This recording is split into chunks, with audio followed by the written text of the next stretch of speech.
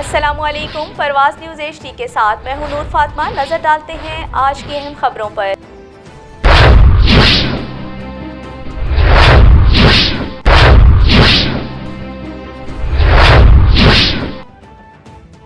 जाम गुलाम कादिर अस्पताल हब में सहूलियात का फुकदान है। मरीजों को शदीद मुश्किलात का सामना करना पड़ रहा है। हब शहर की आबादी तेज़ी से बढ़ती जा रही है। आबादी 7 लाख से तजावुज़ कर चुकी है। इतनी बड़ी आबादी वाले शहर में एक ही सरकारी अस्पताल है जिसमें भी मरीजों को सहूलियात का फुकदान है। एमरजेंसी हालत में अस्पताल में बिजली का मुतबादिल जनरेटर और सोलर सिस्टम तक मौजूद नहीं है, जिसकी वजह से लेबर रूम में बच्चों को शदीद परेशानी होती है। इस अस्पताल में अद्वियात और ड्रिप वगैरह तक मौजूद नहीं है। डिप्टी कमिश्नर लसबेला और डिस्ट्रिक्ट हेल्थ ऑफिसर लसबेला के इल्म में होने के बावजूद इस अस्पताल का ये हाल है।